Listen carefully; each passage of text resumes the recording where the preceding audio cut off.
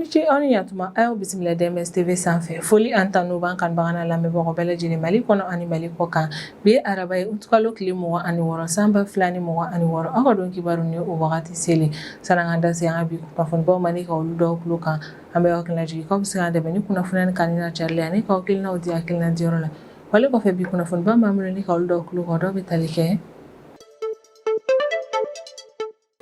Sibiri tɛmɛnen utukalo tile 22 sanba 2026 ko sanba dɔ yɛrɛ kɔnɔna na Tombouctou ville yɛrɛ kɔnɔna na kɔni yɛrɛ k'a fɔ ko ni sanba min yɛrɛ kɔnɔna na k'a ma to kɔlɔlɔ ka da ka kɛra sababu ni ka tiɲɛni don dɔw ka so la maa wɛrɛw yɛrɛ kɔni fɛnɛ bɛ yen nɔ olu ka so yɛrɛ kɔni binna o wale yɛrɛ kɔni kɔfɛ min yɛrɛ kɔni Tombouctou gouverneur yɛrɛ kɔni ale ye délégation ba dɔ yɛrɛ kɔni wili walasa ka se ka taa i ɲɛda yɔrɔ in ka ale ni ka autorités ka jukɔrɔmadenw yɛrɛ kɔni kɛ ni ka ɲɛsin ni maa ninnu ma kɛrɛnkɛrɛnnenya la minnu yɛrɛ kɔni ka so binna ale ni minnu ka so yɛrɛ kɔni tiɲɛna k'o dabɔ ni sanba in yɛrɛ kɔnɔna la Tombouctou région kɔnɔna na Tile fila jɔrɔ ale a dusuma kasi yɛrɛ kɔni kɔfɛ ka da k'a yirala k'a fɔ ko don tɛmɛnenw na ko cɛ maramafɛntigi dɔw minnu ma lakodɔn an bɛ wagati min na i n'a fɔ ko bi k'olu kɔni taara Kɛla village yɛrɛ kɔni kɔnɔna ni yɔrɔ kɔfɔlen yɛrɛ kɔni bɛ Saloba commune yɛrɛ de kɔni kɔnɔna ni yɔrɔ nin bɛɛ lajɛlen bɛ Masina yɛrɛ de kɔni kɔnɔna na a kɔni yirala k'a fɔ ko cɛ maramafɛntigi nin ka tagali yɛrɛ kɔni kɔfɛ ko min yɛrɛ kɔni ye kɛlɛ sigibaa ma yɛrɛ kɔni k'olu kun siranna kosɛbɛ ko nka tile fila siranɲɛw yɛrɛ kɔni kɔfɛ k'an bɛ wagati min na i n'a fɔ ko bi ko min yɛrɛ kɔni ye basigi ale ni dususuma o yɛrɛ kɔnɔna na Kɛlɛ village yɛrɛ kɔni kɔnɔna na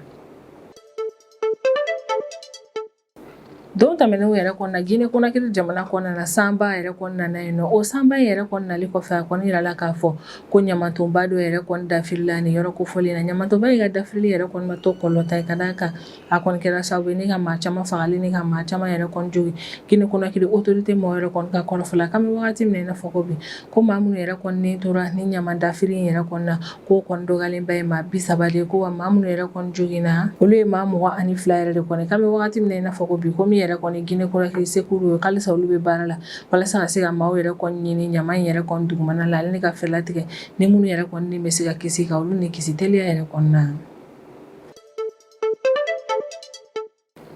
min yɛrɛ kɔni Zolani Tete n'a kɔni yirala k'a fɔ k'ale kɔni kun ye champion yɛrɛ kɔni ye boxe yɛrɛ kɔni na ko wa maaba yɛrɛ kɔni don Afrique du Sud jamana kɔnɔ na ka da Afrique du Sud jamana kɔnɔden dɔ de don a kɔni yirala k'a fɔ ko juma tɛmɛnen utukalo tile 21 sanba 2026 ko cɛ maramafɛntigi dɔw yɛrɛ kɔnɔna na ni champion yɛrɛ kɔni ka yɔrɔ la kɛrɛnkɛrɛnnenya la Datsan localité yɛrɛ kɔnɔna ni yɔrɔ kofɔlen bɛ Cap Oriental province yɛrɛ kɔni kɔnɔna ni yɔrɔ nin bɛɛ lajɛlen bɛ Afrique du Sud jamana de kɔnɔna na ko cɛ maramafɛntigi yɛrɛ kɔnɔna la o kɔni marifa ci ni ka ɲɛsin Afrique du Sud ka ni champion de boxe kɔrɔ in yɛrɛ kɔni ma a kɔni yirala k'a fɔ ko wale yɛrɛ kɔni ma to kɔlɔlɔ ta ka da kan min yɛrɛ kɔni ye Zolani Tete k'ale yɛrɛ kɔni ni tora ni marifa ciko in yɛrɛ kɔni na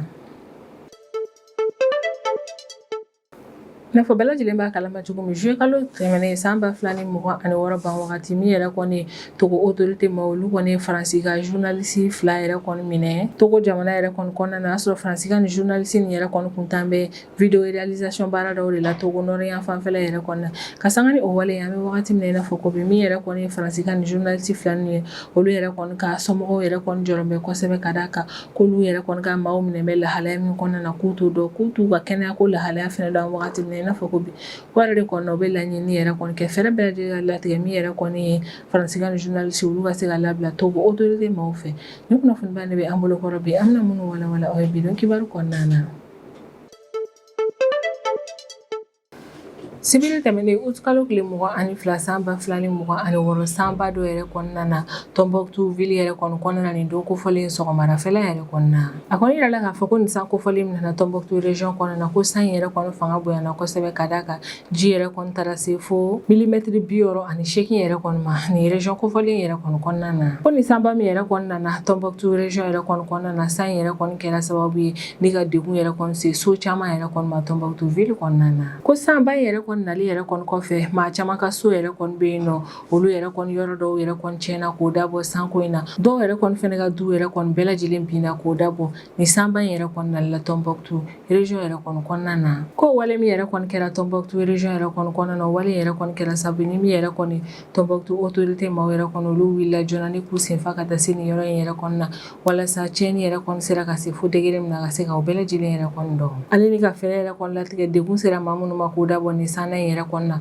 ka jukɔrɔmadenw ale ni dɛmɛdon kɛ ni ka ɲɛsin o ma ni gɛlɛya in kɔnɔna na. Ni sanba min yɛrɛ kɔnɔna ale kɛlen filɛ nin ye Tɔnbɔkutu region kɔnɔna na n'a nana kɛ sababu ye ka so dɔw tiɲɛ ale ni ka so dɔw yɛrɛ kɔni bin o sanba in yɛrɛ kɔnɔna ale yɛrɛ kɔni kɔfɛ min yɛrɛ kɔni ye Tɔnbɔkutu gouverneur yɛrɛ kɔni ale ye délégation ba dɔ wuli délégation min yɛrɛ kɔni kun ɲɛmɔgɔyalen kun don Tɔnbɔkutu gouverneur de fɛ ni o ye contrôleur principal de police Bakun Kante yɛrɛ de kɔni ye a kɔni yirala k'a fɔ k'ale yɛrɛ de kɔni délégation ba in yɛrɛ kɔni wuli walasa u ka se ka u senfa ka taa se jamana kɔnɔdenw yɛrɛ kɔni ma kɛrɛnkɛrɛnnenya la tiɲɛni donna minnu yɛrɛ kɔni kun k'o dabɔ nin sanna in yɛrɛ kɔni na ko Tɔnbɔkutu gouverneur yɛrɛ kɔni ye nin délégation ba min yɛrɛ kɔni wuli a yala k'a fɔ ko délégation in yɛrɛ kɔni kɔnɔna na ko préfet kun bɛ yen Tɔnbɔkutu mairie délégation spéciale yɛrɛ kɔni ka président kun bɛ yen fo ka taa se Tɔnbɔkutu service public yɛrɛ kɔni responsable caman ma a kɔni yirala k'a fɔ k'olu caman de farala ɲɔgɔn kan ni ka kɛ délégation kelen ka sɔrɔ ka t'u ka jukɔrɔmadenw yɛrɛ kɔni kɛ ni ka ɲɛsin ni maa ninnu ma tiɲɛni donna minnu kun k'o dabɔ nin sanna in yɛrɛ kɔnɔna Tɔnbɔkutu region kɔnɔna na délégation yɛrɛ kɔni ka tagali bɛ kɛ wagati dɔ la o y'a sɔrɔ sanba dɔ yɛrɛ de kɔni kun nana Tɔnbɔkutu region kɔnɔna na sanba min nana kɛ sababu ye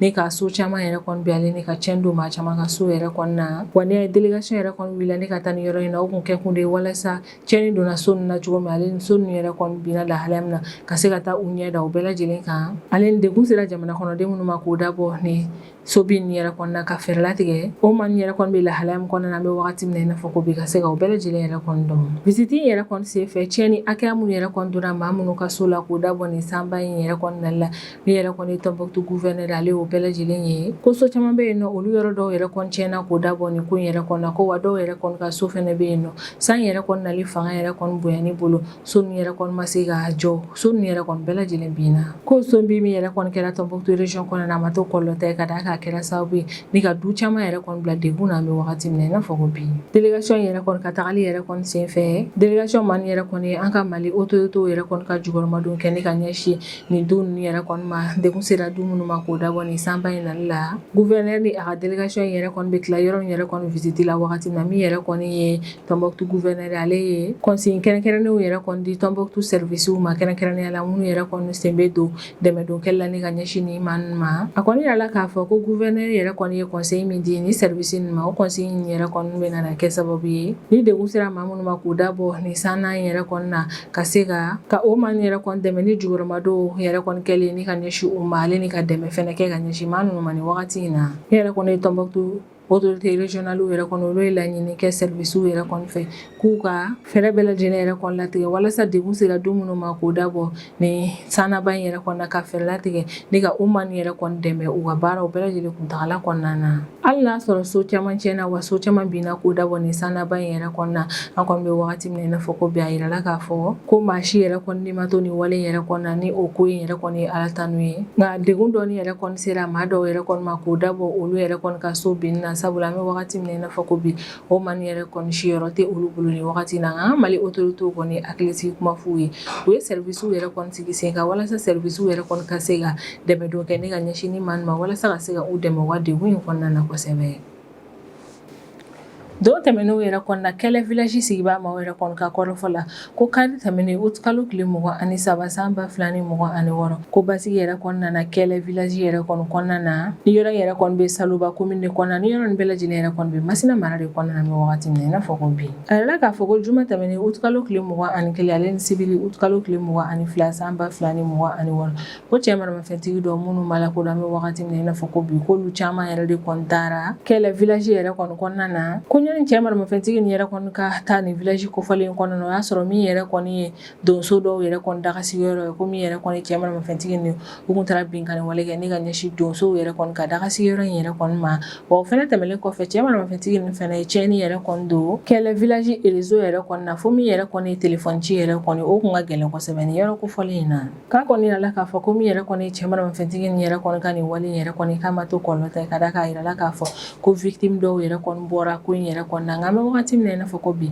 bilan kɛrɛnkɛrɛnnen foyi yɛrɛ kɔni ma bɔ nin koɲɛ in yɛrɛ kɔni kan ni yɛrɛ kɔni an ka Mali autorité olu ma bɔ ni ka kuma ko in ka fɔlɔ kɛlɛ maaw yɛrɛ de kɔni y'a yira k'a fɔ k'an bɛ wagati min na i n'a fɔ ko bi ko basigi yɛrɛ kɔni seginna olu ka village kɔnɔna na tile 2 furugufurugu a dusuma kasi ale ni a ɲaniw yɛrɛ kɔni kɔfɛ an bɛ wagati min na i n'a fɔ ko bi sisan an bɛ tɛmɛ n'an ka jamana kɔfɛ kibaruyaw ye o kɔnɔna na an bɛ taa Guinée Conakry jamana kɔnɔna na Tɛnɛ tɛmɛnen Août kalo tile 24 san 2026 min yɛrɛ kɔni Guinée Conakry autorité ma olu bɔra ni ka laseli kɛ ni ka yira k'a fɔ ko sibiri tɛmɛnen Août kalo tile 22 su ni ka dugujɛ kari la Août kalo tile 23 san 2026 ko sanba dɔ yɛrɛ kɔnɔna na Guinée Conakry jamana kɔnɔna sanba min yɛrɛ kɔni kɛra sababu ni nin kofɔlen sufɛla yɛrɛ kɔni fɛ ka ɲamabɔn yɔrɔ dɔ yɛrɛ kɔni dafiri n'a yirala k'a fɔ ko nin kɔni ɲamatonba ye min yɛrɛ kɔni bɛ Dar es Salaam localité yɛrɛ kɔnɔna kɔni yirala k'a fɔ ko ɲamatonba in yɛrɛ kɔni ka dafirili ma to kɔlɔlɔ tɛ ka da k'a kɛra sababu ye ni maa minnu yɛrɛ kɔni sara ko dɔgɔyalen yɛrɛ kɔni maa 30 ko fɛnɛ tɛmɛlen kɔfɛ maa minnu joginna o kɔni maa 22 ye o maa 22 joginen ni yɛrɛ kɔni na maa wɔɔrɔ yɛrɛ kɔni bɛ olu la olu ka jogintogo yɛrɛ kɔni juguyara an bɛ wagati min na i n'a fɔ ko bi Guinée Conakry autorité maaw yɛrɛ kɔni ka kɔrɔfɔ yɛrɛ kɔni na ko ɲani ɲamaton in yɛrɛ kɔni ka dafiri o y'a sɔrɔ sanba dɔ yɛrɛ de kɔnɔna na Guinée Conakry faaba yɛrɛ kɔnɔna ni o ye Conakry yɛrɛ kɔni ko o sanba min yɛrɛ kɔnɔna na ni yɔrɔ kofɔlen in na o wale yɛrɛ de kɔni kɔfɛ nin don kofɔlen sufɛla nɛgɛ kanɲɛ 2 wagati de min yɛrɛ kɔni ye ɲamabɔn yɔrɔ yɛrɛ kɔni ale dafiri la ko ɲamaton in yɛrɛ kɔni ka dafiri kɛra sababu ni ka maa caman yɛrɛ kɔni ka so fɛnɛ bin an bɛ wagati min na i n'a fɔ ko bi ko kabini bɔ kɛra kalama k'a fɔ ko min yɛrɛ kɔni ɲamatonba in ye ko ale yɛrɛ kɔni dafirila min yɛrɛ kɔni Guinée Conakry autorité maaw yɛrɛ kɔni olu ka service yɛrɛ kɔni wuli ka minɛn ɲumanw ale ni cɛ camanw yɛrɛ kɔni bila u ka bolo yɛrɛ kɔni ka walasa u ka se ka taa ɲinini baaraw daminɛ cogo min maa minnu yɛrɛ kɔni ɲɛnɛmaw yɛrɛ kɔni bɛ ɲama in duguma k'olu labɔ maa minnu yɛrɛ kɔni fɛnɛ sara n'olu su bɛ ɲamaton nin duguma ka fɛɛrɛ tigɛ k'a bɛɛ lajɛlen labɔ ko Guinée Conakry jamana kɔnɔna service minnu kɛn bɛ ni k'u bolo di ɲɔgɔn ma walasa ka se ka fɛɛrɛ latigɛ ka maaw yɛrɛ kɔni fiw yɛrɛ kɔni labɔ ɲama nin duguma o kɔni ye État ka service Croix Rouge maaw Guinée Conakry ka force de défense et de sécurité n'u y'u ka lakana tigilamaaw ye u ka équipe médicale ni o kɔni ye furakɛlikɛlaw ye autorité administrative et locale fo ka taa se jamana kɔnɔdenw yɛrɛ kɔni ma k'olu caman yɛrɛ de kɔni kɛn bɛ ni k'u bolo di ɲɔgɔn ma an bɛ wagati min na i n'a fɔ ko bi ka ɲinini baaraw daminɛ walasa ɲama nin yɛrɛ kɔni dugumana la ka fɛɛrɛ latigɛ ni ka maaw yɛrɛ kɔni su labɔ teliya la ale ni maa minnu ɲɛnama don ka fɛɛrɛ latigɛ ka se k'olu ni kisi joona min yɛrɛ kɔni Guinée Conakry ka premier ministre ni o ye Amadou Ouri Ba ye kabini nin wale jugu in yɛrɛ kɔni kɛra ale wulila ni k'i senfa joona ka taa se nin yɔrɔ kofɔlen yɛrɛ kɔni yɔrɔ ma walasa tiɲɛni kɛra ni ka se degere ma ka i ɲɛda o kan ale ni État ka cɛden minnu yɛrɛ kɔni bɛ baara la ni wagati min na i n'a fɔ ko bi walasa ka se ka ɲinini baaraw kɛ ka fɛɛrɛ latigɛ ni ka taa o maa ninnu lajɛ u ka o baara in yɛrɛ kɔni kɔnɔna na min yɛrɛ kɔni ye Guinée Conakry ka premier ministre ni o ye Amadou Ouri Ba ale kɔni bɛ kuma Guinée Conakry jamana ɲɛmaa tɔgɔ la ni o ye Mamadi Doumbia yɛrɛ kɔni a bɛ kuma Guinée Conakry président tɔgɔ la a bɛ kuma Guinée Conakry gouvernement tɔgɔ la a bɛ a ka dusumakasi ale ni a ka solidarité yɛrɛ kɔni kɛ ni ka ɲɛsin denbaya ma degun sera minnu ma k'o dabɔ ni ɲama dafiri in yɛrɛ kɔni na k'an bɛ wagati min na i n'a fɔ ko bi maa fɛn fɛn yɛrɛ kɔni joginna k'o dabɔ ni ɲama dafiri na k'olu bɛɛ lajɛlen yɛrɛ kɔni tan bɛn ni ka taa n'u ye furakɛli yɔrɔ yɛrɛ kɔni na kɛrɛnkɛrɛnnenya la Donkasu yɛrɛ kɔni yɔrɔ la ko o bɛ ka kɛ wagati min na o wagati kelen yɛrɛ kɔni na min yɛrɛ kɔni Guinée Conakry autorité ma olu kɛn bɛ ni ka fɛɛrɛw yɛrɛ kɔni sigi sen kan walasa degun sera maa minnu ma k'o dabɔ ni ɲamaton dafiri yɛrɛ kɔni na ka fɛɛrɛ latigɛ ni ka dɛmɛ kɛ ka ɲɛsin o maa nin yɛrɛ kɔni ma ni gɛlɛya in kɔnɔna na min yɛrɛ kɔni Guinée Conakry gouvernement ma olu ka condoléance kɛ ni ka ɲɛsin maa ka denbaya ma minnu yɛrɛ kɔni ka mɔgɔnin tora nin ko in na u bɛ tila ka welemada kɛ ni ka ɲɛsin Guinée Conakry jamana kɔnɔden bɛɛ lajɛlen ma k'u ka to basigi kɔnɔna na u ka solidarité tɛmɛ u ɲɔgɔn cɛla la ale ni service de secours minnu yɛrɛ kɔni bɛ baaraw yɛrɛ kɔnɔna yɔrɔ ninnu na olu kɛn bɛ ni ka conseil minnu bila sen kan walasa bɛɛ lajɛlen ka se ka ɲini ka denbaya ka lakana sabati k'a b'a laɲini Guinée Conakry jamana kɔnɔdenw fɛ u bɛɛ lajɛlen ka service nin yɛrɛ kɔni ka conseil de sécurité u bɛɛ lajɛlen labato u sigiyɔrɔw la k'an kɔni bɛ wagati min na i n'a fɔ ko bi halisa min yɛrɛ kɔni Guinée Conakry service ma olu kɔni bɛ ka continuer ɲinini baaraw yɛrɛ kɔni fɛ ɲamatonba in yɛrɛ kɔni na kɛrɛnkɛrɛnnenya la ni o bɛ Dar es Salaam yɔrɔ yɛrɛ kɔni na k'u kɔni bɛ ka continuer ɲinini baaraw la walasa su minnu yɛrɛ kɔni bɛ ɲama nin duguma ka fɛɛrɛ latigɛ ni k'olu lawale ni k'a lajɛ n'u sera k'a sɔrɔ maa dɔ yɛrɛ kɔni ɲɛnama min ɲama in dugumana na ka fɛɛrɛ latigɛ ni ka olu bɔ k'olu ni kisi joona nin yɔrɔ in yɛrɛ kɔni na an bɛ dugawu de kɛ banbagatɔ ye o ye Ala ka badabada dali nɔgɔya min yɛrɛ kɔni ye maa jugu ye an bɛ nɔgɔya da dugawu kɛ ni ka ɲɛsin olu ma nin gɛlɛya in yɛrɛ kɔni kɔnɔna na an wagati min na i n'a fɔ ko bi min yɛrɛ kɔni Afrique du Sud jamana yɛrɛ kɔni ale bɛ deuil yɛrɛ kɔni na ka d'a kan u ka jamana boxeur ba dɔ yɛrɛ kɔni fatura an bɛ wagati min na i n'a fɔ ko bi min yɛrɛ kɔni ye Zolani Tete yɛrɛ kɔni n'a yirala k'a fɔ k'ale kɔni ye champion du monde kɔrɔ dɔ ye catégorie 2 yɛrɛ kɔni kɔnɔna na ko juma tɛmɛnen août kalo tile 21 san 2026 marifa yɛrɛ kɔni cira cɛ kofɔlen na ni ka ale yɛrɛ kɔni faga Ndansan localité la ni yɛrɛ kofɔlen yɛrɛ kɔni bɛ Cap Oriental province kɔnɔna na ni yɔrɔ nin bɛɛ lajɛlen yɛrɛ kɔni bɛ Afrique du Sud jamana yɛrɛ de kɔni kɔnɔna na ko Zolani Tete yɛrɛ kɔni bɛ faga wagati min na o y'a sɔrɔ maa kofɔlen si bɛ san 38 de la ko wa san 4 sigiso yɛrɛ kɔni kɔfɛ cɛ kofɔlen yɛrɛ kɔni tun bɛ ka b'i labɛn de walasa ka se ka segin ko kura ni ka na box yɛrɛ kɔni daminɛ jamana kɔfɔlen yɛrɛ kɔni kɔnɔna na ko wagati min cɛ yɛrɛ kɔni bɛ labɛnni na ka na box baaraw yɛrɛ kɔni daminɛ tuguni ko maa dɔw yɛrɛ kɔni taara ale yɛrɛ kɔni faga ni yɔrɔ kɔfɔlen in na ko wagati min Zolani Tete yɛrɛ kɔni bɛ faga ni marifa yɛrɛ kɔni o y'a sɔrɔ a kɔni tun bɛ a ka mɔbili kɔnɔna na a ka soda yɛrɛ de kɔnɔna na ko muso dɔ ni ale si bɛ san 27 yɛrɛ kɔnɔna na ko muso kofɔlen yɛrɛ kɔni fɛnɛ tun bɛ mɔbili kɔnɔna na a kɛrɛfɛ ko a yirala k'a fɔ ko marifa ci yɛrɛ kɔni kɔnɔna na ko bali caman yɛrɛ kɔni fɛnɛ sera muso in yɛrɛ kɔni ma o y'a sɔrɔ ale yɛrɛ kɔni tun bɛ Zolani Tete yɛrɛ kɔni kɛrɛfɛ mɔbili kɔnɔna na k'an kɔni bɛ wagati min na i n'a fɔ ko bi muso kofɔlen kabini wale yɛrɛ kɔni kɛra ale taara teliya ni ka taa n'a ye dɔgɔtɔrɔso yɛrɛ kɔnɔna na walasa ka se ka furakɛliw yɛrɛ kɔni d'a kan cogo muso kofɔlen yɛrɛ kɔni bɛ se ka kisi Afrique du Sud autorité maaw yɛrɛ kɔni ka kunnafoniyaw yɛrɛ kɔni kɔnɔna na u ye min yɛrɛ kɔni fɔlɔ cari kabini Zolani Tete ka fagali yɛrɛ kɔni kɛra o Afrique du Sud autorité maaw ka kuma nin kɔnɔna na o y'a yira k'a fɔ ko wagati min Zolani Tete yɛrɛ kɔni bɛ faga ko a sɔrɔ Zolani Tete yɛrɛ kɔni kun jɔlen don mɔbili de kɔnɔna na a ka da yɛrɛ kɔnɔna na k'a kun bɛ ka da yɛlɛli yɛrɛ de kɔni makɔnɔ a kun bɛna sɔrɔ ka don a ka so kɔnɔ ko ka Zolani Tete yɛrɛ kɔni to mɔbili kɔnɔna na a ka da la da yɛlɛli makɔnɔni yɛrɛ kɔnɔ wagati kelen in de la cɛ fila minnu ma lakodɔn bɛ wagati min na i n'a fɔ ko bi ka d'a ka fini kun bɛ cɛ fila ni ɲɛ la cɛ fila ni yɛrɛ kɔnɔ a yirala k'a fɔ ko marifa yɛrɛ kɔni tun bɛ u bolo ko wa u nana mɔbili dɔ de kɔnɔna na ko cɛ fila ni yɛrɛ kɔnɔna na Zolani Tete yɛrɛ kɔni ka da yɛrɛ kɔnɔna ni ka bɔ mɔbili kɔnɔna na dɔrɔn ka marifa ci daminɛ ni ka ɲɛsin ni cɛ kofɔlen ka mɔbili yɛrɛ kɔni ma ko cɛ fila ni yɛrɛ kɔni tilalen u ka marifa ci yɛrɛ kɔnɔna k'u kɔni bolila ni ka taa yɔrɔ la yɔrɔ min ma lakodɔn bɛ wagati min na i n'a fɔ ko bi min yɛrɛ kɔni Afrique du Sud autorité ma olu kɔni y'a yira k'a fɔ k'an bɛ wagati min na i n'a fɔ ko bi k'olu yɛrɛ kɔni kɛn bɛ ni ka sɛgɛsɛgɛli baaraw yɛrɛ kɔni dayɛlɛ walasa cɛ fila minnu yɛrɛ kɔni nana marifa ci ni ka ɲɛsin Zolani Tete ma ka olu yɛrɛ kɔni dɔn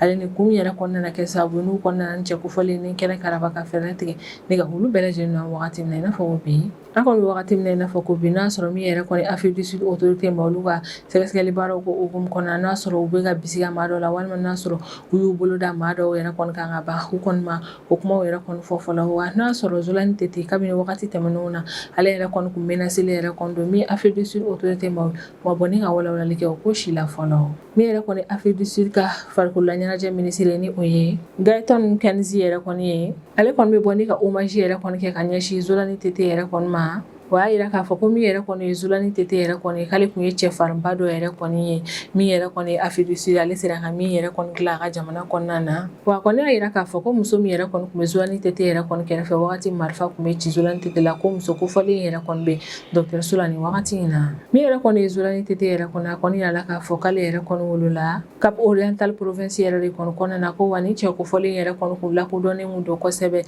diɲɛ fantan a naani bɛɛ lajɛlen na ni a ka baara de ye ko wagati tɛmɛnenw yɛrɛ kɔnɔ champion du monde yɛrɛ kɔni don nka nin kun ye a san 4 yɛrɛ kɔni min yɛrɛ kɔni ye Zolani Tete ale yɛrɛ kɔni kun tɛ ka ye kɛnɛw yɛrɛ kɔni kan ko nka a kun bɛ labɛn yɛrɛ kɔnɔna walasa ka segin ka na box yɛrɛ kɔni kɔnɔna na ko wagati min cɛ kofɔlen bɛ labɛn na wagati kofɔlen kelen yɛrɛ de kɔnɔna maa dɔw yɛrɛ kɔnɔna na ale faga sɛgɛsɛgɛli baaraw yɛrɛ kɔni bɛ sen na fɔlɔ Afrique du Sud jamana kɔnɔna na walasa ka se ka nin ko in bɛɛ lajɛlen jɛya jamana in kɔnɔna na Faransi ka réalisateur fila ale ni u ka collaborateur minnu bɛ Togo jamana kɔnɔna na olu kɔni bɛɛ lajɛlen yɛrɛ kɔni minɛn bɛ ni k'u datugu détention provisoire yɛrɛ kɔnɔna na Togo jamana kɔnɔna na o bɛ kɛ wagati dɔ la o y'a sɔrɔ maa nin yɛrɛ kɔni tun bɛ ka tournage dɔ yɛrɛ de kɔni kɛ Togo jamana nord yan fanfɛla yɛrɛ kɔnɔna na k'an kɔni bɛ wagati min na i n'a fɔ ko bi jɔyɔrɔ yɛrɛ kɔni o kɔni fanga bonyana kosɛbɛ Gaël Moka yɛrɛ ale ni Sébastien Pérez Pezani yɛrɛ kɔni ka ko hukumu yɛrɛ kɔnɔna na n'a yirala k'a fɔ ko ni maa fila nin bɛɛ lajɛlen ye réalisateur de Faransi jamana yɛrɛ kɔni kɔnɔna na ko kabini juillet kalo laban wagati yɛrɛ kɔnɔna ni maa fila nin yɛrɛ kɔni minɛn bɛ Togo jamana yɛrɛ kɔni kɔnɔna na bɛ wagati min na i n'a fɔ ko bi wagati min Togo autorité maaw bɛ taa Faransi ka ni réalisateur fila nin yɛrɛ kɔni minɛ o y'a sɔrɔ u kun bɛ Togo nord yan fanfɛla yɛrɛ kɔnɔna na ka d'a kan u kun bɛ ka u ka émission documentaire les routes de l'impossible yɛrɛ kɔni baara dɔw yɛrɛ de kɔni kɛ Togo nord yan fanfɛla yɛrɛ kɔnɔna na Faransi ka ni réalisateur fila nin yɛrɛ kɔni collaborateur minnu kun bɛ olu bolo Togo jamana kɔnɔna ni o ye Fred Vedomey yɛrɛ kɔni ka bɛ wagati min na i n'a fɔ ko bi k'ale yɛrɛ kɔni fɛnɛ minɛn bɛ ne k'a datugu Togo jamana fɛnɛ kɔnɔna na kabini nin wale yɛrɛ kɔni kɛra min yɛrɛ kɔni Faransi ka ni réalisateur fila nin yɛrɛ kɔni olu ka denbayaw yɛrɛ kɔni bɔra ni k'a lase bɛɛ lajɛlen ma o y'a yira k'a fɔ k'olu yɛrɛ kɔni jɔyɔrɔ bɛ kosɛbɛ u ka maa minɛli lahalayaw yɛrɛ kɔni ko la Togo jamana kɔnɔ ale n'u jɔrɔlen don n'u ka maaw yɛrɛ kɔni ka kɛnɛya ko yɛrɛ kɔni nin wagati in na cɛ fila ni musow yɛrɛ kɔni y'a yira k'a fɔ k'an bɛ wagati min na i n'a fɔ ko bi k'olu dusu kasilen don kosɛbɛ ka d'a kan nin y'a dɔgɔkun caman yɛrɛ de kɔni ye olu cɛw yɛrɛ kɔni tɛ olu kɛrɛfɛla la jɔrɔna kɛrɛnkɛrɛnnen kɛlen don ni ka ɲɛsin Sebastien Perez Pezani yɛrɛ kɔni ma ka d'a kan ale kɛrɛfɛmɔgɔw kɔni y'a yira k'a fɔ ko min yɛrɛ kɔni ye Sebastien Perez yɛrɛ kɔni ye ko ale ka kɛnɛya ko yɛrɛ kɔni tɛ ten tɔ kosɛbɛ ko maa don banabaatɔlamɔgɔ don ko bana min yɛrɛ kɔni bɛ Sebastien yɛrɛ kɔni na bana in yɛrɛ kɔni mago bɛ a ka tateliya yɛrɛ kɔni na ne ka taa n'a ye furakɛlikɛyɔrɔ yɛrɛ de kɔni na hakilina jiginna juillet kalo tile 27 tɛmɛnen de san 2026 min yɛrɛ kɔni ye Gaël Mokaer ale ni Sebastien Perez Pezani yɛrɛ kɔni ni maa fila ninnu yɛrɛ kɔni minɛna Togo jamana yɛrɛ kɔni kɔnɔna o bɛ minɛ wagati min na o y'a sɔrɔ maa fila ninnu yɛrɛ kɔni tun bɛ baara la documentaire dɔ yɛrɛ de kɔni ka Togo Nord yan fanfɛla yɛrɛ kɔni na ko faransikan ni réalisateur fila ninnu yɛrɛ kɔni olu ka baara yɛrɛ kɔni kɔnɔna na collaboration tun bɛ ka tɛmɛ u ni Tony Cometi production maaw yɛrɛ de kɔni ɲɔgɔn cɛ la ni kɔni ye société yɛrɛ kɔni lakodɔnnen don kosɛbɛ k'a fɔ k'ale yɛrɛ kɔni bɛ reportage yɛrɛ kɔni kɛ yɔrɔw yɛrɛ kɔni na yɔrɔ minnu yɛrɛ kɔni tagaliw ka gɛlɛn kosɛbɛ déplacement ninnu ɲɛ ka misɛn kosɛbɛ wa ko yɛrɛ kɔni risquelenba yɛrɛ de kɔni don production maa minnu yɛrɛ kɔni taara ni maa ninnu yɛrɛ kɔni ye Togo jamana yɛrɛ kɔni kɔnɔna na o maaw yɛrɛ kɔni ka kɔrɔfɔ la ko ɲani faransikan ni réalisateur ninnu yɛrɛ kɔni ka n'u ka jamana kɔnɔna na k'o y'a sɔrɔ min yɛrɛ kɔni Togo ka ministre de la culture yɛrɛ kɔni ale yamaruya kɛrɛnkɛrɛnnen di ni maa ninnu yɛrɛ kɔni ma walasa maa ninnu ka se ka na u ka tournage kɛ Togo jamana kɔnɔna na ko a faransikan ni réalisateur ninnu yɛrɛ kɔni ɲɔni u ka don yɛrɛ kɔni u nana ni matériel minnu ye n'u bɛna baara kɛ ni o ye ko matériel nin bɛɛ lajɛlen yɛrɛ kɔni déclaré la Togo douane yɛrɛ kɔni fɛ na ɲɔni u ka don n'a ye an kɔni bɛ wagati min na i n'a fɔ ko bi a kɔni yirala k'a fɔ ko nin réalisateur ninnu yɛrɛ kɔni ni Togo autorité maaw yɛrɛ kɔni ka kumaw yɛrɛ kɔni tɛ ka bɛn ni ɲɔgɔn ye a kɔni yirala k'a fɔ ko cɛ nin yɛrɛ kɔni ye formalité minnu kɛ walasa ka se ka na baara kɛ Togo jamana yɛrɛ kɔni kɔnɔna na k'u ni Togo autorité maaw ma ɲɛ o ko de la u tɛ ka bɛn o la fɔlɔ société de production min nana ni cɛ fila nin yɛrɛ kɔni ye Togo jamana kɔnɔ o société ninnu ka kɔrɔfɔ la ko ɲani faransikan ni réalisateur fila nin kana Togo jamana kɔnɔna na ko min yɛrɛ kɔni ye Togo ministre de la culture ye k'ale ye autorisation di maa fila nin ma ko a faransikan ni réalisateur fila ni matériel fɛn fɛn donna Togo jamana kɔnɔna na k'u donna n'a bɛɛ lajɛlen sariya ale ni tilennenya de kɔnɔna na nka min yɛrɛ kɔni ye Togo ka régulateur des médias yɛrɛ kɔni ye ale ka version yɛrɛ kɔni ni ninnu ta tɛ kelen ye a y'a yira k'a fɔ ko demande foyi yɛrɛ kɔni ma se ale ma demande min yɛrɛ kɔni na yamaruya bɛ ɲini ale fɛ walasa nin réalisateur fila nin ka se ka na Togo jamana kɔnɔna na k'u ka baara kɛ ko société de production yɛrɛ kɔni ma demande kɛ wa min yɛrɛ kɔni France Télévision maaw yɛrɛ kɔni olu fɛnɛ ma demande yɛrɛ kɔni kɛ Togo ka régulateur des médias yɛrɛ kɔni ka kumaw yɛrɛ kɔni kɔnɔna na ko ɲani ni cɛ fila nin yɛrɛ kɔni ka na Togo jamana kɔnɔna na ko foyi ma fɔ ale tun t'a kalama ko wa cɛ fila nin yɛrɛ kɔni u kɔni bɛ ka taa baara min yɛrɛ kɔni kɛ Togo Nord yan fanfɛla la ko o ma fɔ ale ye wa ale tun t'a kalama fɛnɛ an kɔni bɛ wagati min na i n'a fɔ ko bi o wale nin yɛrɛ de kɔni kɛra sababu ye ni maa nin yɛrɛ kɔni minɛn bɛ k'u bila détention provisoire la Togo jamana kɔnɔna na nka yirala k'a fɔ ko don n'a nataw la ko Togo kiiritigilamaw yɛrɛ kɔnɔna na u ka baara kɛ ni ko hukumu yɛrɛ kɔnɔna na ni ne bɛ dan sigi an ka bidon kibaru la an b'an kanubaga n'a lamɛnbagaw bɛɛ lajɛlen fo Mali kɔnɔ ani Mali kɔ kan an bɛ hakilina jigin k'aw bɛ se k'an dɛmɛ ni kunnafoniya kan ni n'a cariya ani ka hakilinaw di hakilina diyɔrɔ la wali kɔfɛ an b'a fɔ ɲɛna ko aw k'an bɛn a ɲɔgɔnna wɛrɛ ma